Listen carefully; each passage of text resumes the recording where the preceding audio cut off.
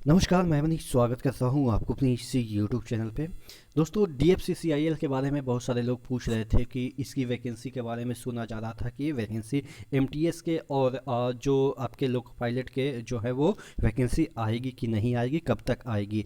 तो आप देख सकते हैं एक तारीख को एक मीटिंग रखी गई थी, उसमें ये सब चीज़ों के बारे में चर्चा किया गया कि पिछले साल हमने क्या किया और इस साल हमें क्या करना है। वैकेंसियाँ के बारे में तमाम जो चीज़ें हैं वो इस मीटिंग में चर्चा की गई है और उसका एक लेटर रिलीज किया कर दिया गया है। एक तारीख का ही ये लेटर है, तो आपने देख लिया होगा, बहुत सारे लोग इसको दिखा चुके होंगे। उसी क्रम में मैं बात करने वाला हूँ। ये जो मीटिंग हुई है, आप देख सकते हैं कि ये फोटोग्राफ्स वगैरह उस मीटिंग के हैं और इसमें ट्वीट वगैरह भी किए गए हैं। तो सबसे बड़ी चीज़ है कि डीएफसीसीआईएल में जो चीज़ें निकल के सामने आई है कि एमटीएस की वैकेंसी जो कि आपके टेक्निकल ग्रुप के होते हैं, जिसे हम आरआरबी के संदर्भ में, आरआरबी या आरआरसी के संदर्भ में ग्रुप डी बोलते हैं, वही टेक्निकल इसमें एमटीएस कहलाती है। एमटीएस की बात करें तो जितने भी ग्रुप डी के पोस्ट होते हैं वो इसमें एमटीएस कहलाते हैं और इसमें जो आपका सैलरी है वो हालांकि बनिस्पत उससे के कम है, क्योंकि ये आप कह सकते हैं सेमी गवर्नमेंटल टाइप की इसमें कॉन्ट्रैक्ट बेसिस पे चीज़ें चलती है। लेकिन हाँ, गवर्नमेंट जॉब के पॉइंट ऑफ व्यू से कोई भी चीज़ आपको दिक्कत होने वाली बात नहीं है, क्योंकि सब गवर्नमेंट के ही रूल होते हैं, कोई निकाल नहीं सकता। ये 60 वर्ष का जॉब है। बस ये क्या होता है ना कि काम यहाँ पे कॉन्ट्रैक्ट बेसिस पे होते हैं, एम्प्लॉय गवर्नमेंट क्या होते हैं। तो बात समझ में आ गई होगी कि इसमें जॉब करने में कोई दिक्कत नहीं है, गवर्नमेंट के ही एम्प्लॉय होते हैं। बट जो मेजर काम होते हैं वो कॉन्ट्रैक्टर करते हैं, जैसे पटरी बिछाना हो, नया कंस्ट्रक्शन हो, तमाम जो चीज़ें हैं वो रेलवे नहीं करती है, क्योंकि इसमें पब्लिक डीलिंग जीरो है। Public dealing in the sense कि इसमें माल ढुलाई होती है और माल ढुलाई के लिए स्पेशल ट्रैक बनाना, उस पर और भी ट्रेनें नहीं चलेगी, सिर्फ और सिर्फ मालगाड़ी के जो ट्रेनें हैं वो चलती है। डीएफसीसीआईएल का मतलब ही यही होता है कि अलग कॉरिडोर बनाना, जिसके तहत कि जो तमाम इंडिया के रिसोर्सेस है, जैसे कोयला हो गया, पेट्रोल हो गया, ये सब जो चीज़ें हैं उसमें रुकावट पैदा ना हो। क्योंकि आपको भी पता है कि इंडिया के रेलवे में 70% से 72% रिवेन्यू जो होती है वो मालगाड़ी से ही ढोए जाते हैं या मालगाड़ी से ही अर्जित किए जाते हैं। तो इसीलिए ये डीएफसीसीआईएल एक अलग विभाग बनाया गया है ताकि रिवेन्यू को और इंक्रीज किया जाए। तो इसी संदर्भ में लोको पायलट की कमी हो रही है, क्योंकि नया कंस्ट्रक्शन, ये नया सेक्टर है, 2006 के अराउंड में बनी है, मुझे एग्जैक्टली याद नहीं है, लेकिन हाँ 2000 के बाद ही बनी है। इसका जो कंसेप्ट आया 2006 के बाद ही आया है या 6 के अराउंड आया है। तो इसी वजह से आपके यहाँ पे लोको पायलट की कमी है और ये 24 का इलेक्शन, इसको मद्देनजर रखते हुए वैकेंसियाँ इसमें आएगी। लेकिन हाँ, ये जून के अराउंड में आएगी, आपको ये पता होनी चाहिए। इससे पहले भी आपकी वैकेंसियाँ आई थी जो कि मई जून के अराउंड में आई थी, जो कि मैनेजर पोस्ट की थी और बहुत सारे पोस्ट की थी, इंजीनियरिंग संबंध के, और कुछ 1000 पोस्ट ऐसे थे जो कि जनरल ग्रेजुएट वाले भी भर सकते थे।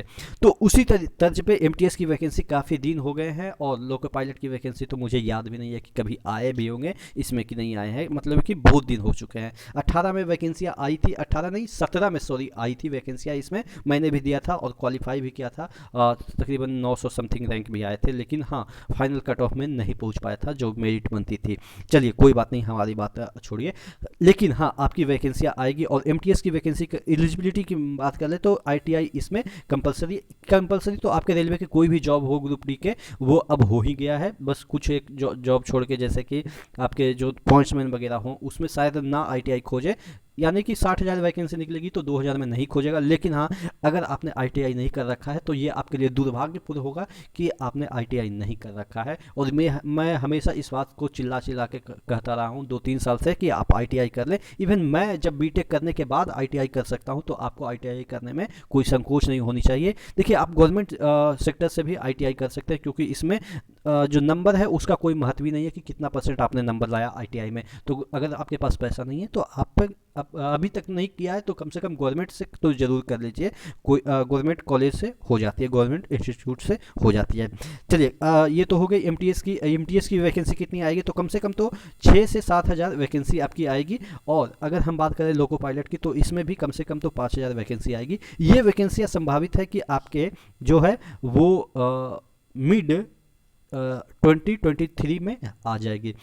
तो अभी से तैयारी करते रहिए। देखिए, इसमें क्या होता है ना कि ट्रेड से भी कुछ क्वेश्चन आपके पूछे जाते हैं। ऐसा नहीं है कि ट्रेड से क्वेश्चन नहीं पूछे जाते हैं। और जो भी आपका इलेक्ट्रिकल हो, फिटर हो, मैकेनिक हो, जो भी आपका ट्रेड है उसके अकॉर्डिंग क्वेश्चन पूछे जाते हैं। और आपको तैयारी तो आता ही होगा कि कैसे क्या करना है, बाकी नहीं आता है तो इस चैनल पर रेलवे से जितने भी अपडेट हैं वो आपको मैं देता ही रहूँगा। तो DFCCIL के बारे में अभी तक का यही अपडेट है कि आपकी वैकेंसी इस साल जो है वो देखने को मिलेगी। MTS की हो या आपके कुछ मैनेजर पोस्ट की है, या आपके मैनेजर पोस्ट की थोड़ा सा संभावनाएं कम दिख रही है, बट आने की संभावनाएं है कि उसका भी आ सकता है। लेकिन हाँ, कप्तान की वैकेंसी जिसे हम कह सकते हैं लोको पायलट की वैकेंसी, तो आपकी हरगिज आएगी ही आएगी, क्योंकि ये नए सिरे से देखिए अभी तक काम इसमें प्राइवेट होता है, लेकिन अभी तक ये चीज़ें नहीं हुई है कि आपका जो आदमी है वो प्राइवेट होगा। हाँ, कुछ कंस्ट्रक्शन वगैरह में प्राइवेट लेबर रहते हैं, लेकिन जो टेक्निकल बैकग्राउंड से, जैसे स्टेशन कंट्रोलर हो गया, स्टेशन मास्टर जिसे हम कह सकते हैं, उसका अलग डिपार्टमेंट होता है। जैसे आप कहेंगे कि सर ये वाला जो स्टेशन मास्टर क्यों नहीं इसी को कंट्रोल करता है, तो देखिए थोड़ा सा अलग हो जाता है। इसका ट्रैक होता है ना, ये जो आपका पटरी होता है ना, इसका अलग होता है। इस पर और ट्रेन नहीं सवारी गाड़ी वगैरह ये सब नहीं चलती है, तो इसलिए इसके लिए अलग से स्टेशन मास्टर होता है, और उसका भी एक चैम्बर होता है, या आप कह सकते हैं उसी स्टेशन पे, लेकिन उसके लिए अलग से उसका कंट्रोलर होता है। इसमें जो ट्रेन की स्पीड ज़्यादा होती है तो इसका जो इंसेंटिव होता है, हाई रिस्क इंसेंटिव जिसे हम कह सकते हैं लोको पायलट का, वो ज़्यादा मिलता है। इसकी सैलरी ही कम से कम 80 से स्टार्ट होती है लोको पायलट की। और हालांकि जो MTS की वैकेंसी होती है, MTS का जो पोस्ट होता है जिससे ग्रुप डी करते हैं, इसमें ज़्यादा नहीं होती है सैलरी, बेसिक सैलरी उतनी नहीं होती है, लेकिन हाँ इंसेंटिव काफ़ी हो जाता है। जो रिस्क वाला इंसेंटिव होता है वो काफ़ी हो जाता है, तो यानी कि मिला जुला के 20-25 से एवं बन ही जाता है इसका भी। अगर ग्रुप डी की हम बात करें तो लोको पायलट की जॉब तो इसमें है ही है ज़बरदस्त, तो कोई दिक्कत ही नहीं है। तो ये चीज़ें हैं, तमाम जो चीज़ें हैं वो मैंने आपको एक सार के तौर पे समझा दिया कि ऐसे सॉरी, ये आपका जो DFCCIL की वैकेंसी है वो आपके निकट फ्यूचर पे देखने को मिल सकती है, क्योंकि जिस तरीके से मीटिंग में इस मुद्दे पे चर्चा हुई कि कंस्ट्रक्शन वर्क चालू है। पहले तो नॉर्थ एरिया में चल रहा था, अब इसको साउथ में भी बढ़ाया जा रहा है। नॉर्थ और वेस्ट में पहले ये चीज़ें ज़्यादा फैल रही थी, यानी कि ये जो इंडिया का मैप अगर मैं आपको बना के दिखाऊं तो इस तरीके से DFCCIL का जो है वो एक रफ आइडिया है, ये एग्जैक्ट नहीं है इंडिया का।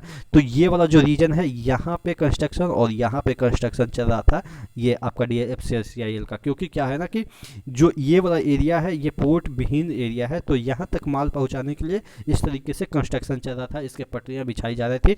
अब इसको साउथ में भी फैलाया जा रहा है ताकि ये जो आपके जितने भी सी कोस्टल एरिया है उसको कवर किया जा सके। और आपको भी पता है नितिन गडकरी जो कि अभी जहाज रानी मंत्री, सॉरी ये आपके मंत्री हैं, सड़क परिवहन मंत्री हैं, वो जब सड़क को एक दूसरे से कनेक्ट कर रहे हैं तो जो रेल का नेटवर्क है वो उसके बिना सड़क भी अधूरी हो जाएगी, क्योंकि माल की ढुलाई में ये दोनों एक दूसरे से कंबाइन रूप से ही सक्सेसफुल हो सकते हैं। इंडिविजुअल रूप से मुझे नहीं लग रहा है कि सक्सेसफुल है। तो ये सब जो चीज़ें हैं जिसकी वजह से वैकेंसियाँ की संभावनाएं, मैं वैकेंसी पॉइंट ऑफ व्यू से बात कर रहा हूँ, संभावनाएं काफ़ी अधिक हो जाती है। आशा करते हैं चीज़ें समझ में आई होगी। फिर भी मन में कोई क्वेरी है, डाउट है, नीचे कमेंट बॉक्स में कमेंट करके जरूर पूछेगा। नेक्स्ट वीडियो में मिलते हैं, तब तक के लिए जय हिंद।